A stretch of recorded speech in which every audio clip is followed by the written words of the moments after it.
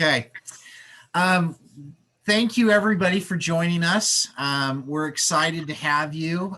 We've been putting these on for a few months now, and we've got a great schedule and lineup for 2021 with people that are going to be doing some speaking.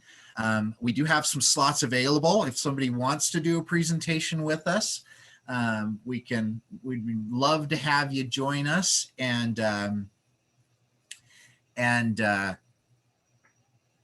do a presentation. I am seeing a few people are asking, okay, for CE credits, I've got an evaluation that I will email you after the presentation's done.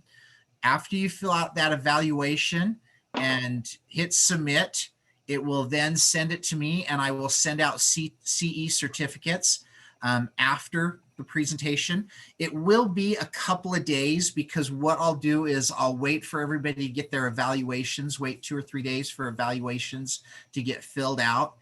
And rather than missing somebody because I send them out one at a time, I'll send them out to everybody that fills out an evaluation. So if you did not register, if you didn't pre-register, I do not have that you are in the class. So if you didn't pre-register, at the end, I will send you my email, or I'll put out my email. Email me that you attended the class, and then I'll get to send you an evaluation. I will try to look through and take some attendance as we're going through, but you never know. I might miss a name. You know, things can happen. We do have, I mean, as you guys can see, we're almost 50 people on here today. So I'll try to keep an attendance, but I may miss some of that. Again, I want to thank everybody. If I can see there's several people that are not muted, please mute yourself. Make sure you're muted because we don't want anything to happen where you say anything or kids run into the room, or, you know, we don't want anything like that to happen. So if you're nervous, I can call out. Looks like there's only 3 or 4 that still looks like that are still muted. Please, if you have questions, Tag, I think Tag's okay if you interrupt. If not, please use the chat box and write any questions that you might have. I can't think of anything else. Can you, Tag? Oh, that sounds good to me. Okay, again, last call on the mutes. And if there's no questions from anybody else around, I want to introduce Teg McBride, Dr. Teg McBride. Teg runs our IOP department at the hospital. This is his second presentation that he's done with us. I'm excited to hear from him, and I hope you guys all are also. And with that, Tag, it's yours. All right, sounds good. So let me just repeat that really quickly if you didn't hear. So I'm in one of our group rooms right now in our outpatient department, and the TV's on the wall. I put the camera up on the wall, so I'm kind of craning my neck. So I may be looking down some. So if the top of my head gets a little too shiny, you know, for you, feel free to kind of dim your screen or something. So yes, my name is Teg, so that's not a typo. So when I was a young fella in elementary school, we had a large dictionary that sat at the entrance of our library, and to our young minds, we assumed it held all of the world's knowledge in there. So at a young age, I looked my name up, TEG, which means a sheep in its second year.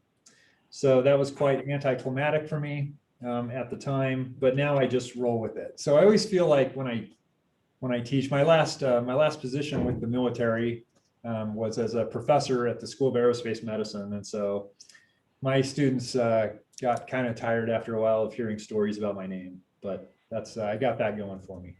Okay, so now that important stuff is out of the way, I'm a board certified clinical psychologist. Like I mentioned, I was in the military. I recently retired in August. We moved around a lot in the military, so it's kind of nice to be putting down some roots right now. and for a time to be at Provo Canyon, and it's a great experience out here. So just a quick bit of context. We recently stood up another intensive outpatient program here at Provo Canyon that focuses on impulse control issues. So treating addictive, impulsive, and self-destructive behaviors has been an interest of mine for quite some time. In 2003, I was assigned as the head of the largest drug and alcohol treatment program in the Air Force's Pacific Theater. That was in Okinawa, Japan. Now, while there to better understand the training of most of my staff, I became a KDAC at that time and published a couple manuals on the treatment of alcohol abuse or alcohol use disorder, especially for service members. So just a quick heads up, I may inadvertently kind of break into military jargon a little bit. So if I do that, just are these for us? Me and Danny and Chelsea deserve some love. Yeah, if you can mute. Hey, sure. I can hear you. So I have a tendency to utilize the term provider, referring to more than just physicians or med providers, but anyone that's treating patients. And as a psychologist, I have to use terms like off-nominal. So although you may look at me a little funny when I do that. Okay, so moving on.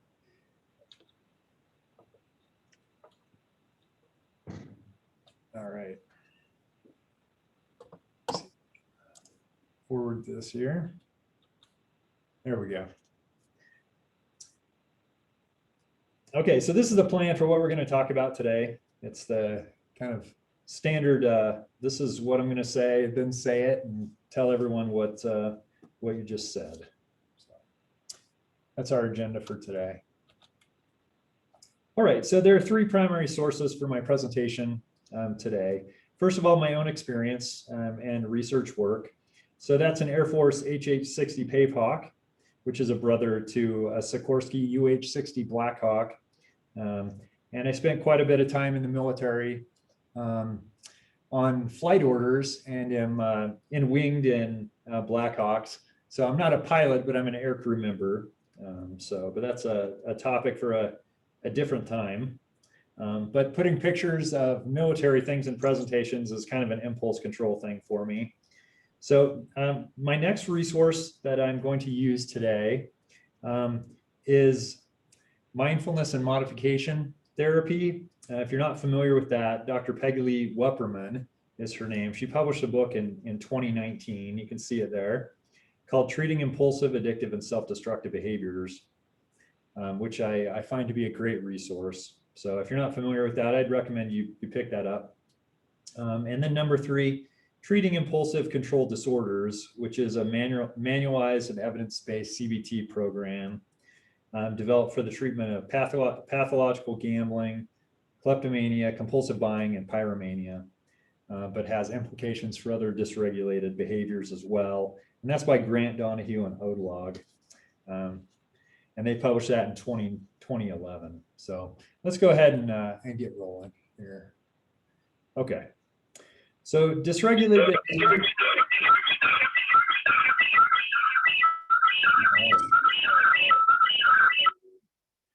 Okay. So dysregulated behaviors are behaviors that provide short-term relief or pleasure, but that cause harm over time. Individuals who routinely engage in dysregulated behavior tend to have extreme difficulty inhibiting the behavior, even when they know it is causing harm, and when they make sincere efforts to abstain or resist from the behavior. Although these behaviors may be called self-destructive, addictive, or impulsive behaviors, none of these terms provide accurate descriptions of all dysregulated behaviors. So let me explain. First, some dysregulated behaviors occur after hours of rumination and planning, so they are not consistent with the definition of impulsive. So for example, a former smoker may engage in a heated argument with a coworker in the morning and spend the rest of the day planning on how she will buy cigarettes on the way home. Second, many behaviors do not fit the standard model of addiction. For example, an individual may routinely react to stress by punching walls or starting fights, but few would say that the person was addicted to aggressive behavior. Third, the term self-destructive behavior is problematic because it is, in my opinion, judgmental and also implies intent, as though the person's motive for the behavior is solely to damage or destroy him or herself. However, as we know, most self-destructive behavior is aimed at regulating affect or decreasing urges, as opposed to damaging oneself, although damage to oneself and others may be one of the eventual consequences of dysregulated behavior. Such damage is rarely the purpose of the behavior. Even non-suicidal self-injury is often primarily an attempt to regulate affect or urges. Thus, since addictive, impulsive, and self-destructive are often not accurate adjectives, the umbrella term dysregulated behavior is most appropriate. Although a lot of people may look at you just confusingly when you say it, it's not a term that's widely used, but it's the term I'll use mostly today. Go on to slide 5 here. There we go. So, as anyone who's been in the behavioral health field more than 30 minutes knows, patients with dysregulated behavior often have great difficulty in treatment. I know that one just kind of blew your mind there. Patients may feel that dysregulated behavior is impossible to resist, even while being aware of the negative consequences of behavior. Consequently, they tend to display fluctuating motivation, difficulty with treatment engagement, and high dropout rates. Even with patients who don't drop out, therapy may be hindered by problems with attendance and home practice, risky behaviors, and disappointing outcomes. So even success in treatment may be a temporary accomplishment. And as relapse rates are greater than 50% across dysregulated behaviors. Additionally, dysregulated behaviors rarely occur alone. Instead, therapists are often confronted with an array of dysregulated behaviors. For example, a patient who abuses alcohol or drugs has an increased likelihood of binge eating, aggression, gambling, compulsive sex, self-injury, and smoking. As a further challenge, patients treated for one dysregulated behavior often segue to a replacement behavior once the first is addressed. For example, a person may quit smoking or drinking, but then begin smoking or drinking. The person may then quit smoking, but begin overeating. And if that's not challenging enough, dysregulated behaviors may interfere with therapy itself. In other words, anything that impedes treatment engagement, such as difficulty attending sessions or problems completing homework assignments. So as a result, we therapists often feel that we're treating a moving target. So therapists treating patients with dysregulated behaviors are often at risk for developing emotional exhaustion and doubts about their effectiveness as clinicians. So over time, therapists may often experience feelings of disengagement and judgmental attitudes towards these types of patients. Tag. Yeah. I'm not sure. T. Olson, we got an abbreviation. Do you have any statistics for transgender, the transgender or LGBTQA community? No, I don't with me. Right. So, but we understand that individuals that are struggling with dysregulated behaviors are much more likely to engage in other types of dysregulated behaviors. Now, how that applies to transgender individuals is, I mean, my approach is always very similar. Obviously, being culturally sensitive and aware, of individual differences, but treating the individual dysregulated behavior is very consistent across groups. I mean, you need to apply it to their individual needs, but a lot of the basics, which we're going to talk about today, kind of the core foundations, are very, very similar. All right, so I feel like I've kind of effectively bummed everybody out. So let me bring in some positive things here.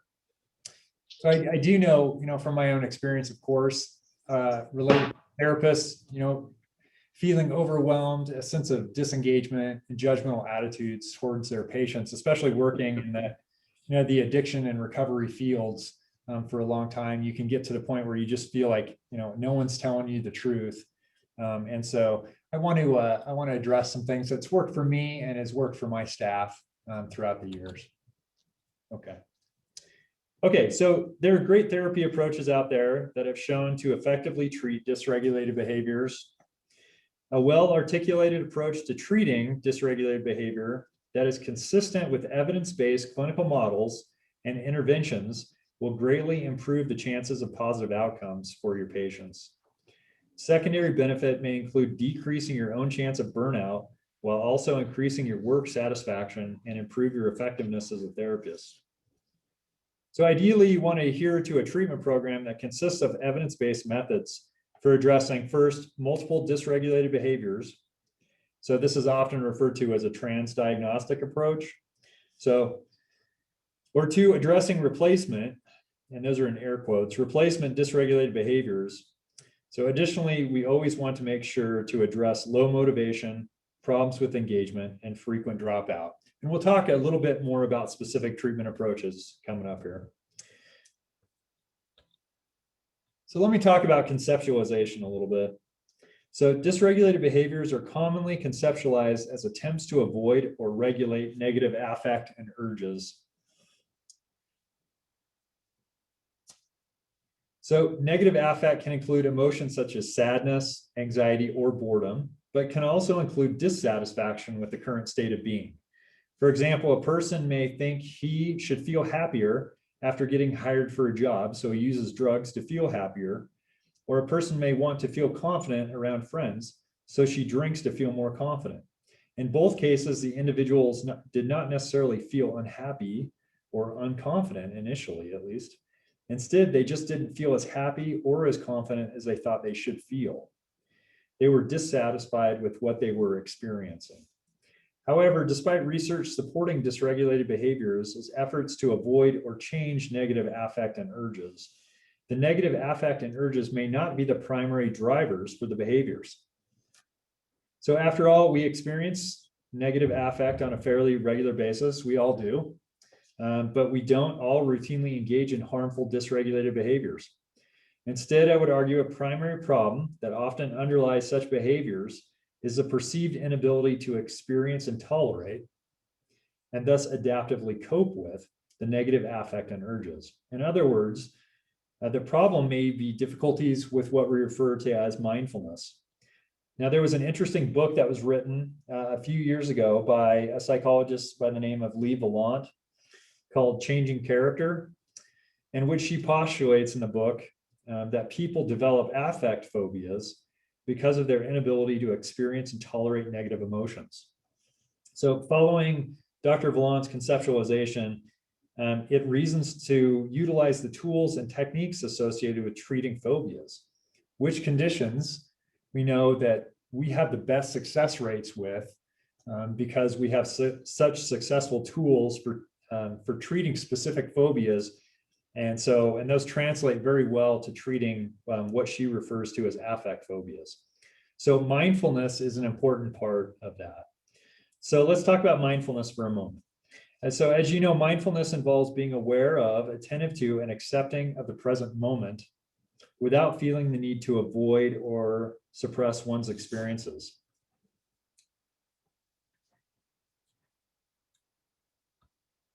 All right, sorry about that slide. I tried to make the font as absolutely as small as possible.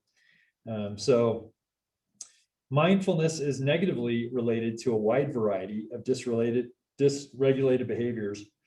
Excuse me. Mindfulness is also associated with enhancements in neural pathways related to self-regulation. Integrating the consistent practice of mindfulness addresses a central construct underlying dysregulated behaviors. It helps patients process and habituate to negative emotions and urges, thus reducing the perceived need to avoid the emotions or to act on the urges. Consistent mindfulness practice is also designed to help patients become aware of conditioned reactions, and second, tolerate their affect long enough to choose adaptive strategies for regulating emotions and behaviors, responding automatically with habitual reactions. In addition, mindfulness is integrated with techniques designed to decrease interpersonal conflict, even though that's usually not its primary purpose, and increase awareness of positive emotions, which may also reduce the perceived need to engage in dysregulated behavior. Of course, mindfulness is not a magic cure for dysregulated behaviors. and it does not address difficulties with things like therapy alliance, motivation, homework completion, retention, and communication challenges. So although mindfulness is an essential component, and that's really what I'm arguing today, and it can be extremely beneficial for treating dysregulated behaviors, is not sufficient on its own. Okay. So I want to talk about four key concepts that I think are essential for all treatment approaches. Okay. Okay, so number one is to focus on the therapeutic relationship. Okay. So even extremely compassionate and empathic therapists may sometimes find themselves feeling irritated and judgmental. However, despite a large number of treatment and theories focused on various forms of dysregulated behavior, one finding has been consistent across treatments and clinical trials. And this is consistent not just for dysregulated behaviors, but just different diagnoses across the board. And we found this for years and years. Empathic, non-judgmental communication by the therapist is one of the biggest predictors of treatment success. In contrast, a confrontational, critical, dismissive style predicts higher dropout and poor outcomes. So to put this very succinctly, so therapists' expression of empathy and non-judgmental communication predicts improved treatment outcomes. A confrontational, critical, or dismissive style predicts increased dropout and less successful outcome. So obviously this is easier said than done, but one of the most important aspects of maintaining non-judgmental empathy is to work to understand what is going on with the patient. In other words, an important key to maintaining an empathic stance is to conduct an ongoing, accurate case conceptualization and explaining the formulation effectively to the patient throughout treatment. So empathy and non-judgmental communication are essential for building a strong therapeutic relationship. Along with building motivation, which of course is huge, a strong therapeutic relationship can help personalize the treatment to fit the patient's values and goals, reinforce treatment cooperation, and model the ability to mindfully experience, tolerate, and express emotions. It also provides a corrective experience for processing emotional reactions within an empathic relationship. So a strong therapeutic relationship also fosters basic mentalization. In other words, an increased understanding of mental states of self and others. It helps the patient feel valued, which sadly enough is an experience that too many of our patients have rarely felt. So as you know, there are many ingredients to building a strong therapeutic relationship, and I'm not going to talk about them all here, of course, but allow me to just focus on one that I think is really pertinent to dysregulated behaviors. So, and that's communicating respect and positive regard whenever possible. So again, these patients can be challenging. However, I think it's that much more important to do that. So remember that many of these patients arrive to therapy feeling frustrated and or disgusted with themselves. They've often been criticized by most of the important and not so important people in their lives. So they often feel strong shame about themselves and their behavior. Thus, they need and deserve to receive respect and positive regard from us. A goal for the first few sessions of therapy is to have the patient leave each session feeling better about themselves than before the session. This goal is met not through insincere compliments or condescending praise, but through finding the qualities that deserve respect. So in the patient's behavior and or in the patient as a person, again, you must be genuine to be effective. So let me give you some examples from my experience here. So some potential statements for any patient I think are important. So I'll say something like this. So it takes courage to come to therapy and reveal personal details to someone you've just met. Many people know they need therapy and tell themselves that they'll start someday, but never get the courage to actually start. So it's a big deal that you took this step. Or something like this. You've been working very hard and putting a lot of effort into process. I just want you to know that I get it. Or thank you for being so open with me. I know it wasn't easy. Kind of going out of our way to reinforce that type of behavior. So, and here's some examples of areas of focus of what we'd call in the military command referrals, but more like court referred patients. So saying things like, and again, this is my own take, but I think these things are important to highlight. Thanks for showing up for today's session. Some command referred or court referred individuals don't show up, so I appreciate that you're here. I appreciate you being so cooperative. I can understand how you feel resentful about being here, so I'm impressed that you've been so polite about the whole thing. That says a lot about you. Another example, it's not easy being here and being bombarded with questions by someone you don't even know, especially when you don't want to be here in the first place. So thanks for showing up and cooperating. Sometimes we just kind of overlook those things. So I want to highlight the importance of remembering to engage in that positive regard. Okay, next slide. Okay, so the core principle number 2 is a strong focus on patient values, but also how the target behavior or missing sessions or skipping home practice interferes with a life consistent with their values. So it's important to communicate that the targeted dysregulated behavior is not bad or evil, and therefore they are not bad or evil. So it's been provided to the patient with relief, that targeted behavior, and the targeted behavior has even provided them with pleasure. Therefore, the target has served a purpose. It's only problematic in that it keeps them from feeling like the kind of person they want to be, and it keeps them from living a life that feels as meaningful and fulfilling as possible. So often patients have repeatedly told themselves and been told by others how bad and or evil the behavior is in an attempt to increase motivation and willpower to just stop it. So you see me, I was using air quotes there.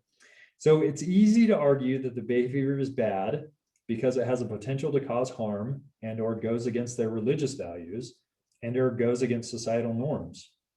So although this is an understandable reaction, remember that such reaction will first greatly increase the likelihood that the patient will disengage from treatment, and 2, greatly decrease the likelihood that the patient will stop or even reduce the behavior. So remember, most people have ways of justifying their dysregulated behavior. Sometimes that justification is simply the fact that they feel literally unable to stop, regardless of their effort. As a therapist, you must decide whether you want to be the moralistic judge over the patient's behavior, or do you want to provide treatment that actually has a chance of decreasing or stopping the behavior. So it's way more effective to help the patient see how the behavior gets in the way of their life. Patients will often express remorse, guilt, and regret about ways the behavior has impacted them and others. So at that point, you can reflect, explore, and affirm such reactions.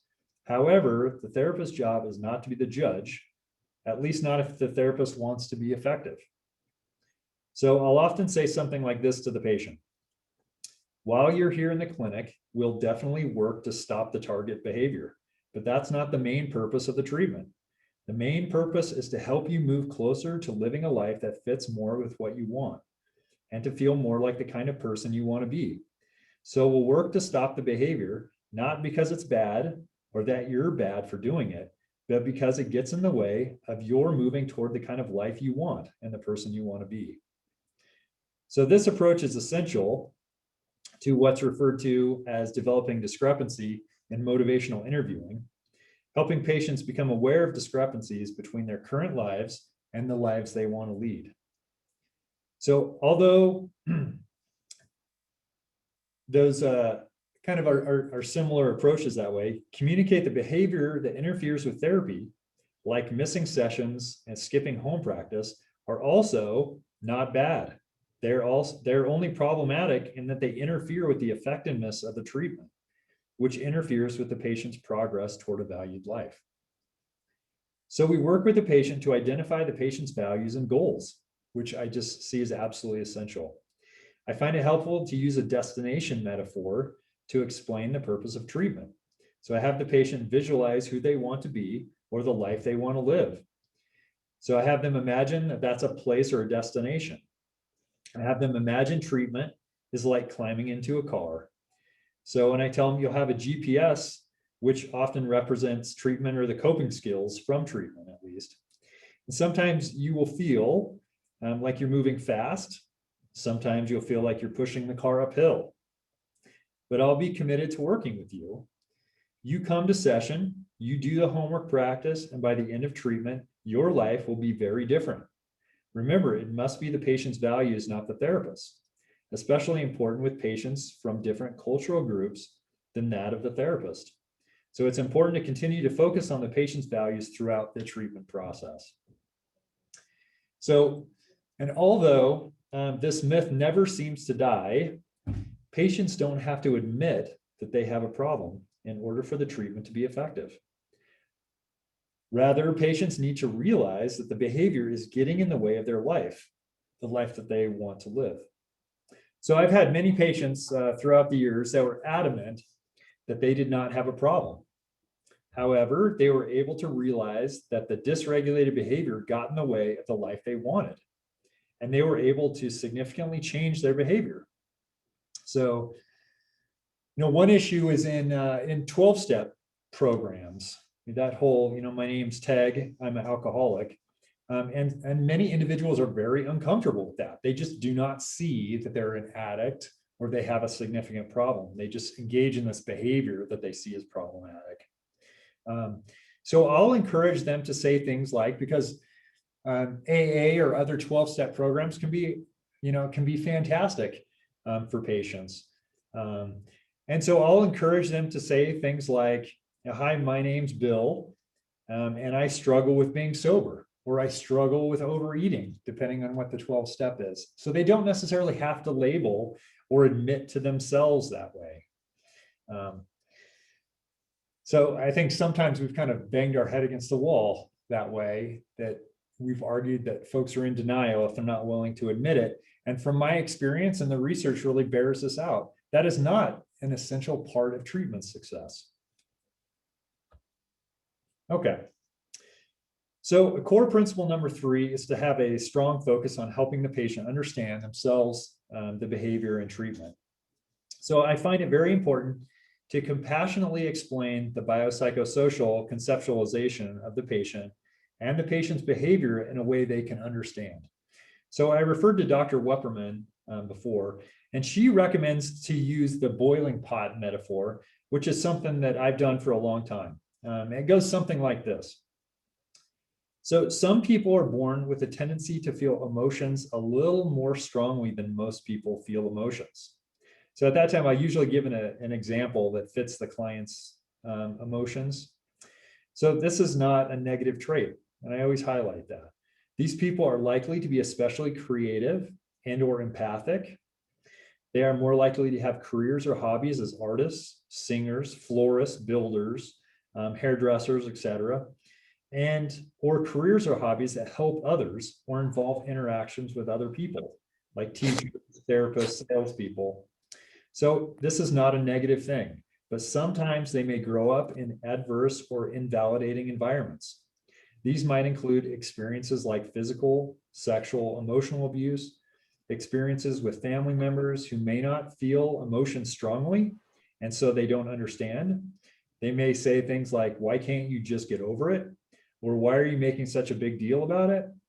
Experiences with family members who have trouble tolerating their own emotions and use unhealthy behaviors to cope. That's problems in modeling. Experiences outside the home, like bullying at school, mistreatment by other caretakers, routinely being excluded by other children, and feeling like there's something wrong with them. So these people are put in situations that would be painful for anyone. However, the pain feels even more strongly for them. Eventually, the emotions start to feel unbearable.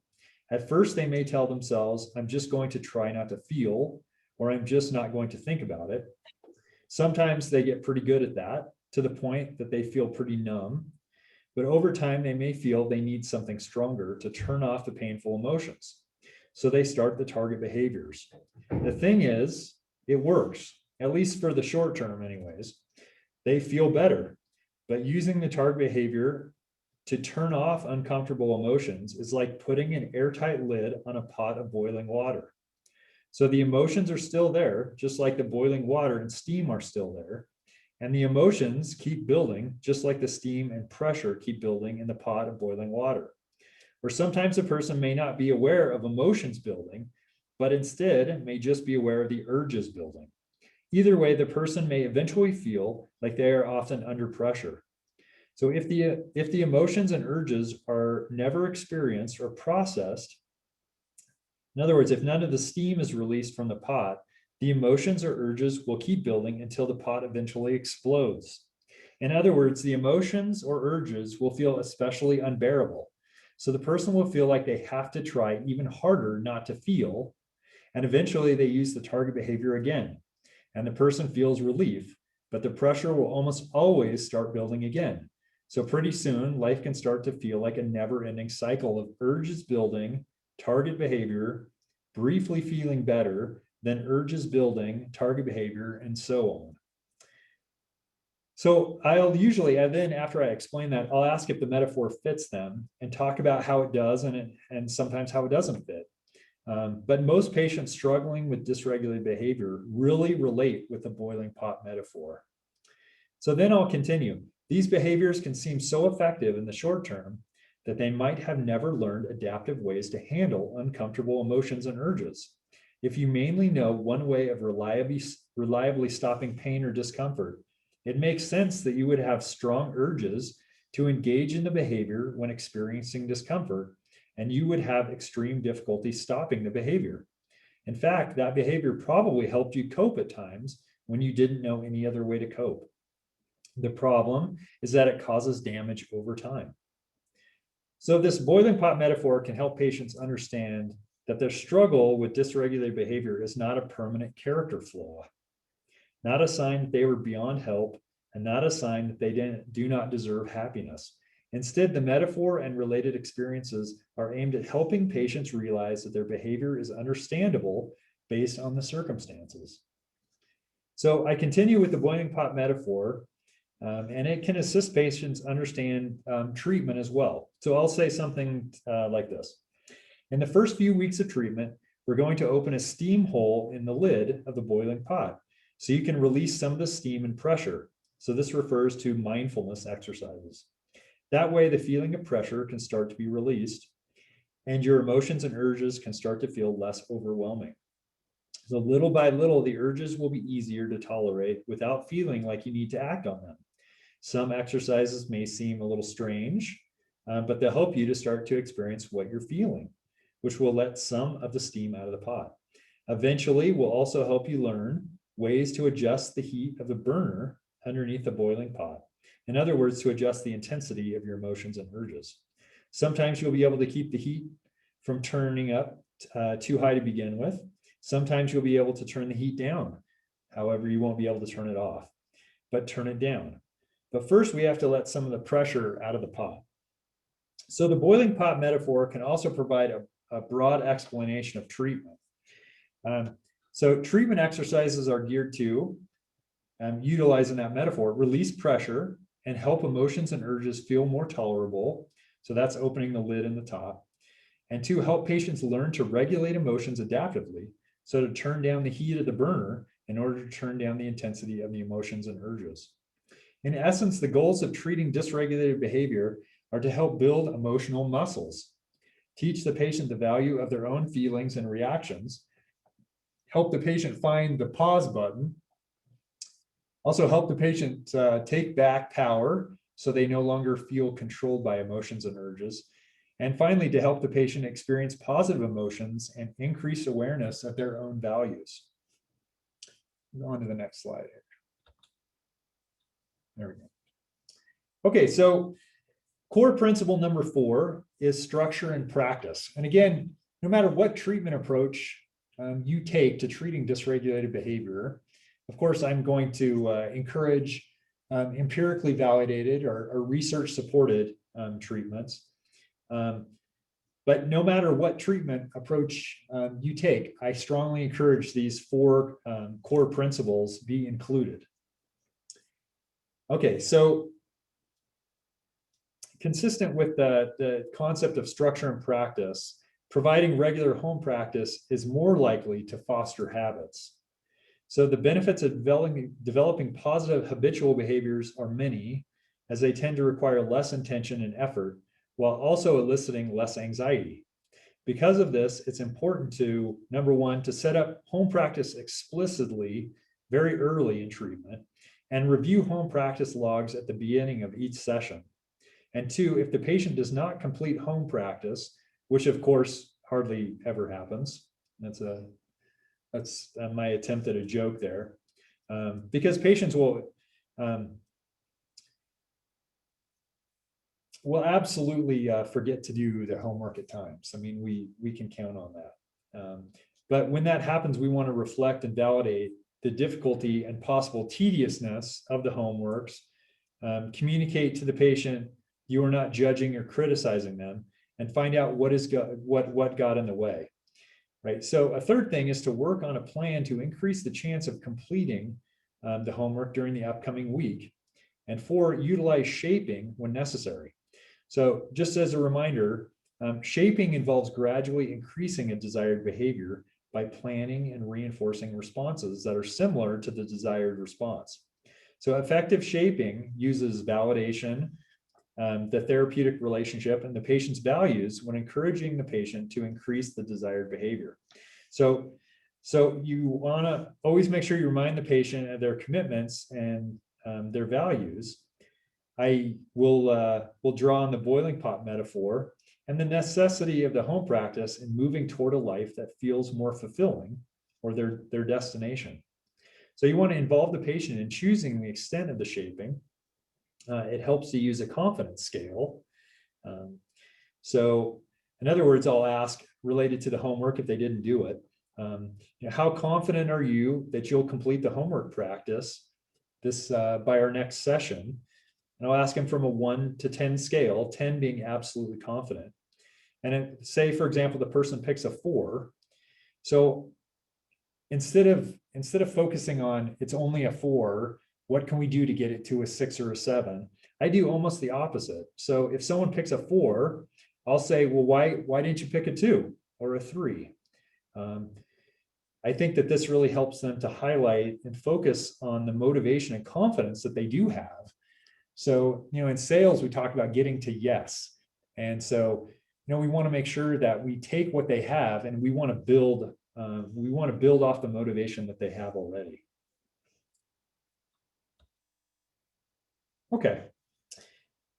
All right. So our provoking dysregulated behavior group for adolescents, everyone just calls it the impulse control group. Again, because dysregulated behavior is kind of a mouthful and people don't quite understand it. So we're just standing up a 10-week dysregulated behavior group, and it's for adolescents.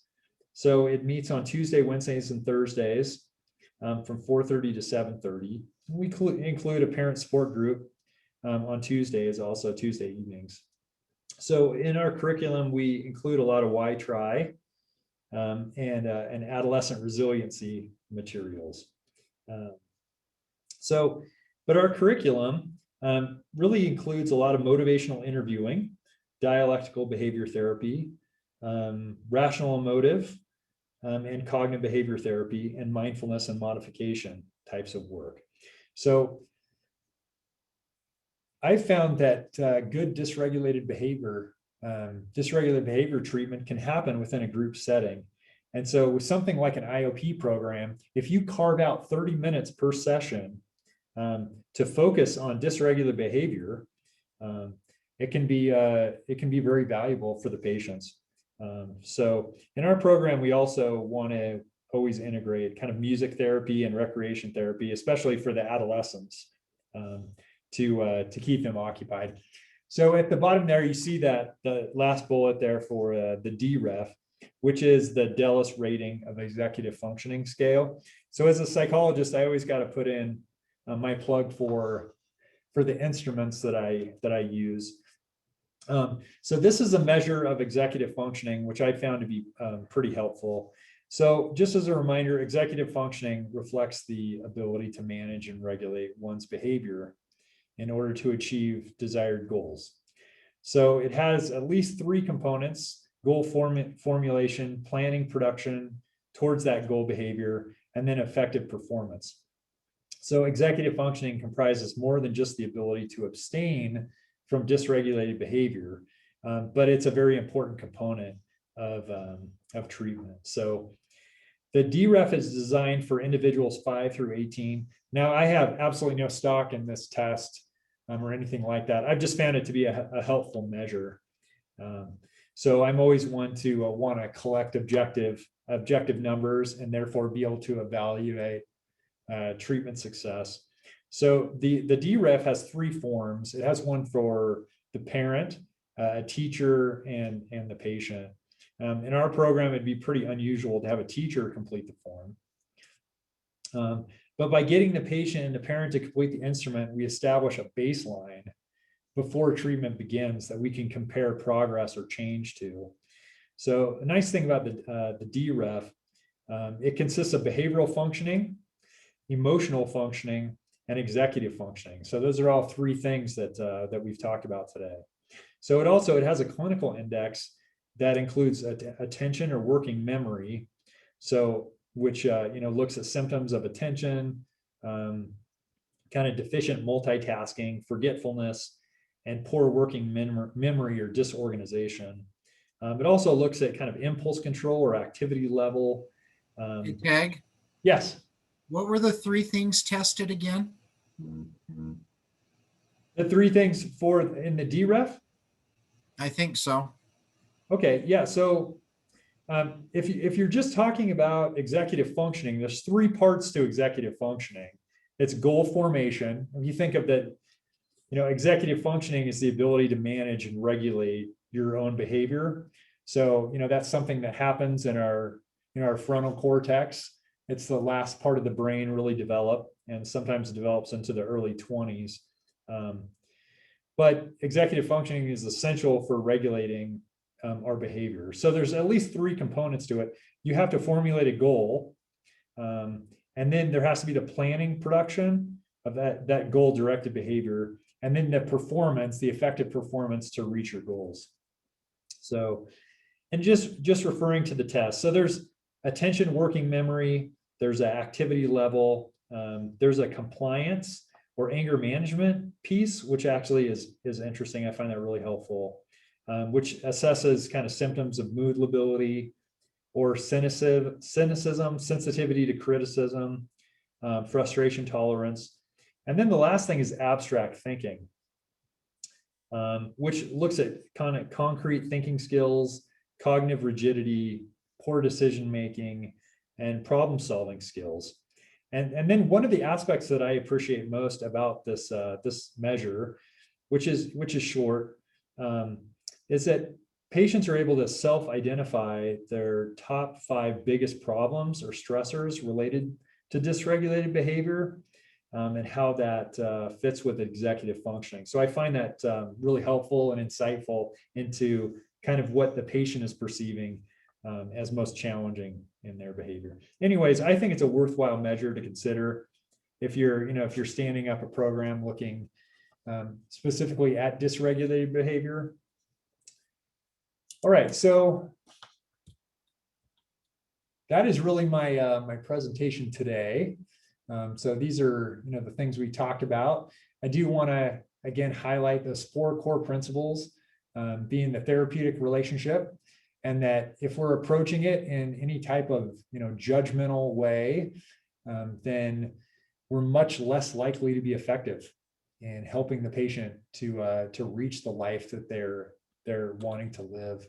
And then to utilize the patient's values as the way to motivate them, rather than needing to see themselves as an addict, or that they have this problem that's absolutely unconquerable for them. So I want to highlight how important it is to continually throughout treatment, helping the patient understand themselves, their behavior and treatment. And again, using the boiling pot metaphor, I found to be super helpful to help patients kind of wrap their head around that. And I'll go back to it throughout treatment as they really seem to resonate with it. And then the last thing is just the importance of structure and practice right from the beginning. So you want to utilize the exercises that are normally within those empirically validated treatment approaches, and get them to practice that early and frequently. And if you can use things like there's certain apps that I find really helpful for mindfulness to get them to make sure that they're engaging in those daily, and that they're tracking. That can be really beneficial in building those emotional muscles. So, and then last thing, and partly it's a plug for our program here. We think it's a pretty good one. So we encourage folks, if they're struggling with dysregulated behavior, again, it's a 10-week program. It goes 3 times a week, for 3 hours a session. And so we really try to give them the best treatment that we can in those 10 weeks. And we've had some real good success with that. So with that being said, that's really all I have today. So thank you for your kind attention. Any parting shots or questions before I transition back to Michael?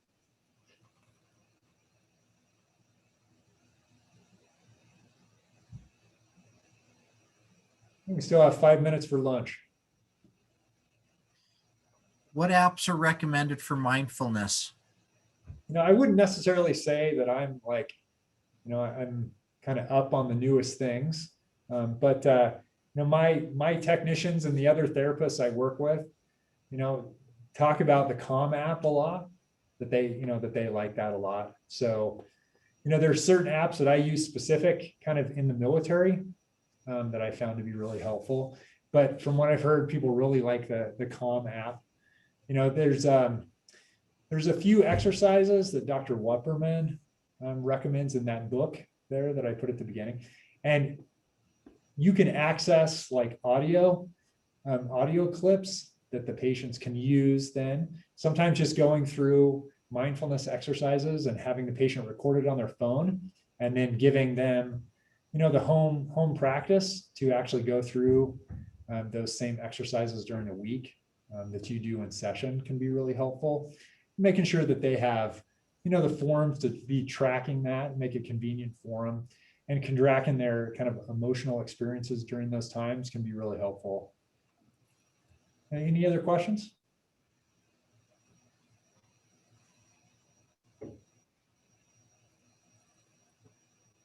All right, Michael, I'm going to kick it back to you.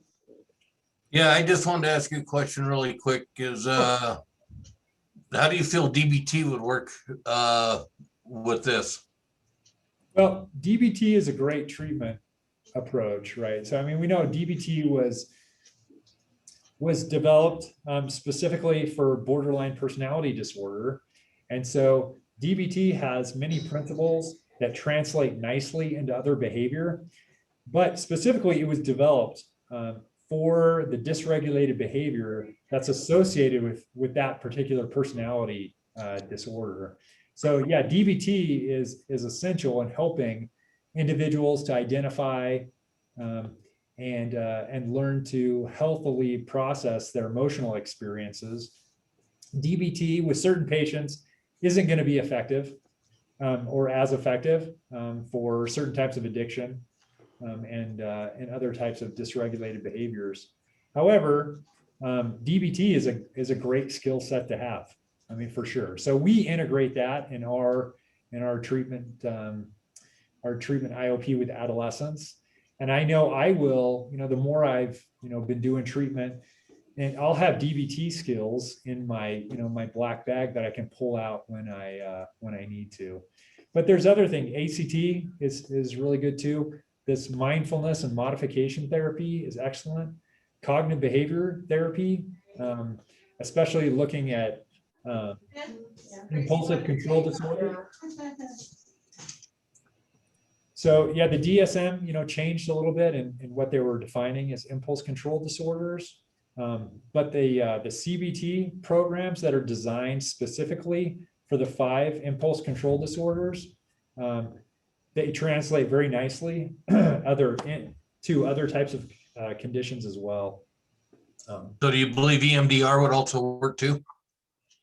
So EMDR is a great skill set specifically for trauma. So a lot of times you can, and that's, EMDR is pretty clear. The practitioners, good practitioners of EMDR are pretty clear in saying what it is and isn't for. So specifically, it was developed for post-traumatic stress disorder. I've used a lot of EMDR with service members, and it's quite effective. But there are 3 treatment approaches that are all research supported and empirically validated for PTSD. So cognitive processing therapy is another therapy that's been research supported and has great outcomes. Prolonged exposure is the second, and prolonged exposure was really the first approach that was used. And I've been involved with several research projects associated with prolonged exposure. And it's a manualized treatment program. If you follow that, especially if you need to get the patient buy-in and really build their motivation before doing prolonged exposure, because it is a painful process a lot of times for patients, but the outcomes are great. And then EMDR, which there was a lot of skepticism at the beginning when that was being forwarded. However, the research is really strong. So those are the 3 empirically validated treatment approaches. Another treatment approach, which is getting a lot of attention right now, is accelerated or ART therapy, and that's looking very promising as well. So I looked at a couple studies yesterday that showed in military populations that was having treatment outcomes that were consistent with cognitive processing therapy and prolonged exposure. And so that's one that's probably up and coming as well. And the positive thing is treatment is oftentimes done in 10 sessions as opposed to 20. So that seems like a positive development in trauma care. Any other questions? While you're kind of thinking those questions, again, just a reminder, for the CE credits, I will send an evaluation to you. Here's the code that we'll use on when the evaluation comes to you. They'll ask for a code. And if you'll fill out the evaluations, and when you get that submitted and sent back to me, I'll send those out. It will be a couple of days just to wait for everybody's evaluations to come through. I don't want to miss anybody. And so we'll just send all those out. We want to thank everybody for joining us. Hope you have a good day, a safe day. And if you have any questions or any needs, please contact us. We're here to help. And we know there's a lot of lack of resources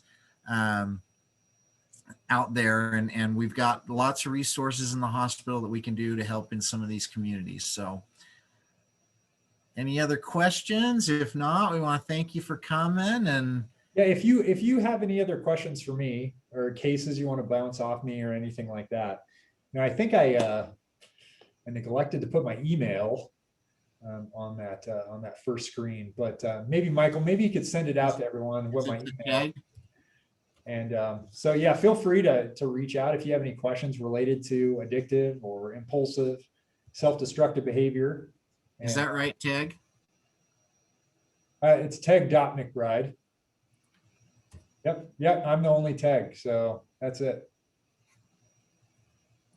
Yep, there's my email. So feel free if you want to consult or collaborate on a case or anything like that. I'm open to that. Yes, we do. I think Dr. Miller also is collaborating. If you have questions, we've got his cell phone. And if I need to get that information to you, just email me and I'll send you his cell phone. I think he does. Is he still every day at 1 o'clock? I think for a half hour, an hour, he's got a set aside for his, that he'll do any questions if you've got questions about any cases or anything like that too. So. Thank you for joining us. Thank you, Tag. You bet. I'm going to lean back in my chair to see you.